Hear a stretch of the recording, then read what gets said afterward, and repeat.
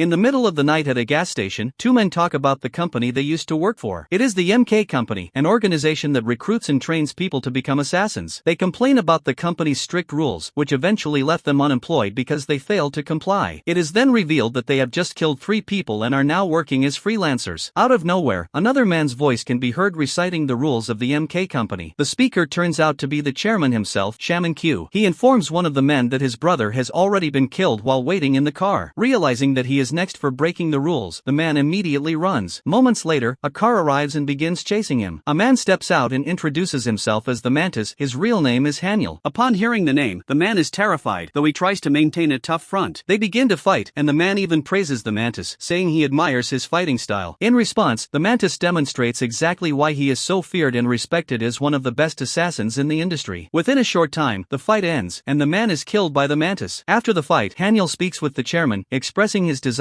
to leave the contract as he has been with the company for too long. He then flies back to South Korea. At the airport, he meets Jae, who informs him that Min-kyu is dead. She reveals that it was Bok Soon who killed the chairman. As news spreads, many companies attempt to recruit Haniel, now widely recognized as the best assassin of the younger generation. Meanwhile, Jae finishes her own assignment and returns to the office. When she arrives, Bae-soo, her current boss in a struggling business, is preparing food for them to share once Haniel arrives. Haniel does show up, but only briefly. In a hurry, he tells Jae that their group is waiting for them before quickly leaving again. They head to a club where assassins like them gather to party. Haniel is genuinely happy to see Jae smiling and enjoying herself. As the night goes on, the group begins discussing the idea of building their own company. However, an argument arises when they try to decide who should lead it. Some suggest that Jae should be the leader, arguing that Haniel excels only in combat. During the discussion, one of them casually mentions that Jae has a boyfriend, implying that Haniel does not need to worry about her. Hearing this, Haniel excuses himself and heads to the bathroom, clearly affected. Haniel appears hurt by the revelation. When he returns, he confronts Jae, reminding her of how much he has helped her just to get by. This quickly escalates into an argument, with Jae firing back by reminding him that she once defeated him in a one-on-one fight. Afterward, Haniel tries to persuade Jae to rejoin MK, but she rejects the idea, pointing out that the company has effectively dissolved after the death of Chairman Min-kyu. Back at Bae-soo's office, the group gathers for a meal. Bae-soo tells Jae that she should have accompanied Haniel on his visit to Daku, the co-founder of the MK Company. Jae responds that she has a date later. A short while later, Jae heads out for her supposed date, but it turns out she is actually spending time training alone at the gym rather than meeting anyone. Meanwhile, Haniel arrives at the residence of Daku, who greets him with an intense and destructive sparring session. After exchanging several heavy blows, Haniel grows hungry and asks Daku to stop so they can eat instead. During their meal, they discuss the possibility of reviving the company. Haniel suggests recruiting Jae again, but Daku dismisses the idea, questioning why they should bring back someone who chose to leave on her own. Haniel admits that he understands Jae's decision, especially since she was not chosen even after defeating him in their fight. Daku then reveals the truth. They selected Haniel after reviewing footage of the match. They realized that he had deliberately held back, allowing Jae to win. Daku warns Haniel not to waste time on her once they restart the MK Company. Later, at the gym, Haniel approaches Jae and questions why she would claim to have a date when she is actually training alone. Jae wonders how Haniel found her location, and it turns out that her boss, Bae-soo, told him. Haniel teasingly mocks her, joking that her boyfriend must be ugly, then goes on to demonstrate how he would beat him up if he ever failed to treat her properly. However, Haniel suddenly feels pain from the injuries he sustained during his earlier sparring session with Daku. Haniel then presents a business card from a company offering a job opportunity for their team. Jae later discusses the possibility of leaving with Bae-soo, who understands her situation but still asks her to stay until the company becomes stable. Outside the building, the group waits eagerly, proud of Haniel for securing such a major opportunity. When they arrive at the meeting, they are introduced to the CEO, Benjamin. Haniel had briefly met him before at a party during his visit to Daku, though their interaction was short due to Benjamin's prior commitments. Benjamin introduces them to the project they will be handling. However, he becomes visibly distracted by Jae's charm and cannot help but admire her. As Haniel's team begins their presentation, Benjamin grows bored and instead focuses entirely on Jae's profile displayed on the computer. He even asks his assistant to project it on the screen so he can examine it more closely. He begins asking personal questions, such as Jae's relationship with Haniel, but quickly catches himself and shifts to more professional inquiries about her experience. He questions why she left her position as an intern at the MK Company to join a smaller firm. Haniel steps in to answer, clarifying that Jae did not simply transfer, she was actually the chairwoman, and he personally endorses her abilities. Curious, Benjamin asks Jae who would win in a fight between her and Haniel. The question angers Haniel, who snaps back that they are not characters in one of his games. He warns Benjamin that he will kill him the next time they meet, then orders his team to leave the room. Afterward, Haniel and Jae come up with the idea of building their own company. The following day, Haniel officially assigns roles within the team. He becomes the chairman. Jae is appointed chairwoman, Yang serves as managing director, and Boombai handles special operations. Meanwhile, Dong-young parts ways with the group after deciding to pursue the contract alone following their argument outside Benjamin's presentation room. The team begins working on their operations, taking down targets one by one. Later, Hanyul visits Daku to complain about the low fees they are receiving from clients. He asks if Daku could outsource some contracts to their newly formed company to improve their income. Hanyul eventually returns to the office with a file containing a high-profile target and hands it to Jae. Instead of taking it herself, Jae offers the assignment to Boombai and Yang, giving them the opportunity to handle a mission of such importance. Hanyul and Jae step outside to talk. Hanyul tells her that he specifically saved the high-profile assignment for her, but she refuses, insisting that other members deserve a chance to prove their skills. She also advises him to stop taking on most of the work, reminding him that he is now the chairman. Hanyul explains that he is only trying to avoid mistakes since their company is still new. Despite his position, he is a considerate leader, handling much of the workload while ensuring everyone receives a fair share of the profits. However, Jae raises another concern. She feels uncomfortable with how openly he favors her in front of the others. The conversation escalates into an argument. Hanyul, frustrated, declares that he will stop looking out for her and tells Jae to secure an A-level assignment on her own. This angers Jae, who accuses him of looking down on the team and pretending to care when he actually despises them. Hanyul rejects her accusation and fires back, saying that without him, she would have struggled. He challenges her to do better if she wants to lead the company. The next day, Jae completes the assignment Hanyul gave her and informs him that she will head straight home afterward. However, on her way, she senses that several people are following her. Pretending not to notice, she lures them into a bar they frequently visit. Unwilling to tolerate the ambush, she challenges them to fight. A brutal confrontation begins, and Jae's exceptional skill becomes evident as she takes them down one by one. Just as she is about to leave, one final opponent attacks, smashing her through a glass wall. Both of them crash down to the ground floor. The attacker is revealed to be Dong-young, but Jae does not hesitate. She finishes him without mercy. It is later revealed that Benjamin orchestrated the attack out of curiosity, wanting to assess Jae's true combat ability. He questions why she continues to work under Hanyul despite her evident skill and asks whether the mantis is truly superior to her. Meanwhile, Hanyul visits Daku. As they discuss Jae, Daku warns him to keep his distance, explaining that Jae reminds him of his younger self. He recounts the past, when he and Chairman Minkyu co-founded the MK Company. Back then, Daku constantly felt overshadowed, as Minkyu was always superior in every aspect. Unable to accept this, Daku eventually confronted him, leading to a fight. However, he was never strong enough to defeat Minkyu. After losing, Minkyu chose not to kill him and instead told him to resign, which Daku did. Daku explains that Jae followed a similar path. During her time at the MK Company, she could not accept being told that she would never surpass Hanyul's skill. Determined to prove herself, she asked for one more fight against the mantis, this time using a real blade. Recognizing the danger she posed to Hanyul, the company's most valuable asset, Daku decided to remove her from the organization to protect him. Jae, unable to accept this decision, lashed out and attempted to stab Daku from behind. However, he anticipated the attack and dodged it. After a few exchanges, Jae is quickly wounded, and Daku warns her that the fight will not end well if she continues. Realizing this, Jae drops her knife and walks away. Hearing this story, Hanyul is shocked that Jae was willing to fight him with a real blade. Still, he tries to believe that she never truly intended to kill him. A few days later, Jae fails to report to the office. When she finally returns, Hanyul questions her absence, but Jae refuses to answer, insisting that she does not need to report everything to him. Hanyul reminds her that he is in charge of the company. Irritated, Jae challenges him to settle it outside with a fight. They do fight, but Hanyul deliberately allows Jae to win. Meanwhile, Boombai records the match, shocked by what he sees, believing that Jae has surpassed Hanyul in strength. Afterward, Hanyul offers a handshake, signaling acceptance of his defeat, but Jae refuses and walks away. Several days pass, and Hanyul remains discouraged. Eventually, Daku visits him and offers a new assignment, a Class A job. Daku brings up the video of their recent fight and mentions the growing reputation of Jae's successful career. He also invites Hanyul to return to the MK Company, but Hanyul declines. Later, Hanyul hands the Class A assignment to Yang, entrusting her to handle it. She is excited by the opportunity. During the mission, Hanyul personally observes her performance to ensure she can handle the pressure. He even gives her a 1-minute countdown, and Yang successfully eliminates the target with just 1 second remaining. Afterward, Hanyul calls for a cleanup crew. Showing his generosity, he pays them even though it is not required. He also gives Yang extra money to buy new clothes for the upcoming assembly meeting. The next day, they arrive at the meeting. Other company groups mock Hanyul, saying he is no longer what he used to be, especially now that only Yang appears to stand with him. He ignores their remarks. In contrast, when Jae arrives, she is warmly welcomed by everyone. The meeting begins, led by Daku, now the new chairman of the MK Company. He speaks about preserving the company's legacy. Jae interrupts and asks if he is referring to the rules. Noticing her intent to speak, Daku invites her to share her thoughts. Jae argues that the strict rules are the reason many assassins end up unemployed. Some are forced to form small, independent groups that eventually eventually fail because they break those same rules. Dako counters by asking whether she is proposing to create a new generation of unemployed operatives. Jei clarifies that she simply wants to reconsider how the rules are applied. She adds, with a hint of sarcasm, that she can explain it more slowly if needed, prompting a smirk from Daku. To ease the tension, Haniel intervenes, suggesting they conclude the discussion by voting on whether to uphold the rules. When asked who supports breaking them, only one person raises a hand, then awkwardly pretends to be swatting an insect out of embarrassment. The same result follows for the rest of the rules. Everyone agrees to uphold them, including prohibitions such as killing children and the requirement that every assassination, referred to as a show, must be approved beforehand. Jei clarifies that she is not advocating for abandoning the rules entirely. Instead, she questions why only the leaders have the authority to decide when and how the rules are enforced, just as what happened during the Kill Boksun incident. People in positions of authority were being killed, including the former chairman himself. Daku asks who should enforce the rules if not those in power, arguing that only the strongest are capable of doing so. Jei responds defiantly, saying she will take charge of enforcing punishments, clearly challenging Daku. He then asks if she is truly willing to take responsibility, and if so, she must prove her ability immediately. Without hesitation, Jei answers, absolutely. At that moment, Daku attacks her. Jei manages to block the strike, but as she retaliates, Haniel intervenes, stopping the clash by taking Jei's blow directly to his face and knocking himself down. It is a perfectly timed move that spares Jei from embarrassment, only Haniel and Daku realizing that she is outmatched in this fight. As Jei leaves, Daku tells Haniel to stop pretending. Haniel rises to his feet. The next day, Haniel visits Baesu's office, but this time, it is not a casual visit. He has come to kill Baesu, following orders from a list given to him by Daku. Accepting his fate, Baesu asks Haniel to make it quick and to at least give him a good show. Instead, Haniel presents a sealed bag. When Baesu opens it, he is shocked to find the corpse from the recent assignment handled by Yang. Haniel intends to use it as a decoy so he will not have to kill Baesu. Baesu rejects the idea, saying he would rather die than live indebted for a life he considers worthless. In an attempt to provoke his own death, he attacks Haniel, but Haniel simply knocks him down and advises him to disappear and live like a ghost. The following day, Haniel instructs Yon to gather everyone for Baesu's funeral. That night, Jei arrives and speaks with Haniel, who tells her that he was the one who killed Baesu. Moments later, Baesu suddenly appears, shocking everyone. Now aware that Baesu is still alive, MK becomes involved. Baesu explains that after speaking with Haniel, he realized that if he cannot be someone who is needed, he would rather not exist. Because of this, Haniel rushes to Daku's office, where Daku is already waiting. Daku warns him that interfering with MK carries consequences even beyond his control. He declares that Haniel must be eliminated, but first, Jei must be killed. It is revealed that Jei had already sent Daku a bloodstained knife, a formal challenge to a fight to the death. Haniel realizes this was Benjamin's idea, and since the challenge has already been issued, Jei has no choice but to go through with it. The next day, Haniel sends the knife back to Jei through Daku, signaling that the challenge has been accepted. The fight is scheduled for 5 p.m. at MK headquarters. On the way, Haniel calls Jei and asks her to wait for him on the first floor so they can talk before the fight. In truth, he plans to face Daku together with her in a 2-on-1 battle, but Daku anticipates this. When Haniel arrives, he is told that Jei has already gone upstairs. Entering the room, he finds only Daku waiting. Daku warns him not to attempt any tricks and reveals that he plans to strike Jei the moment the elevator doors open. Haniel tries to stop him but is injured in the process. When the elevator doors open, Haniel manages to block Daku's attack on Jei. Daku allows Jei to enter, reminding her that this is not meant to be a 2-on-1 fight. He intends to face Haniel first. However, as Haniel prepares to attack, Jei intervenes, striking him with her blade and declaring that this will be a 3-way fight. Jei launches an assault on Daku, but Haniel repeatedly interferes, unwilling to let her face him alone. After a series of intense exchanges, Daku catches Jei and hurls her into a glass wall, shattering it. Though injured, Jei manages to stand. Daku pins her to the wall, driving his weapon into her shoulder. Haniel quickly throws his blade, but Daku narrowly dodges it. As Haniel and Daku struggle against each other, Jei seizes the moment. Concealing her blade beneath Haniel's jacket, she lands a clean strike on Daku. She attempts a follow-up attack, but Daku counters and knocks her back again. Jei points out that both of them are now at a disadvantage due to their injuries. Daku warns Haniel that Jei is manipulating the situation, but Haniel refuses to be swayed and decides to fight seriously. He tells Jei to watch what he is truly capable of and finally unleashes his full strength. Using his surroundings with precision, he evades Daku's attacks while countering with flawless timing. Frustrated, Daku realizes that Haniel had been holding back all along and demands that he stop playing around. At that moment, Haniel reveals the true skill of the mantis, delivering multiple cuts across Daku's body in an instant. Even then, Haniel hesitates to kill him out of respect, but Daku insists that the fight will only end with death. In the end, Jei steps forward and delivers the final blow. Haniel tells her she did not have to do that. Jei replies that his habit of pitying others only makes them suffer in his presence. She recalls the moment when Haniel once offered her a handshake after letting her win. She now realizes it was out of pity. At times, she regrets not accepting it, believing it might have led them to a better path. Haniel simply congratulates congratulates her for achieving what she wanted, then walks away.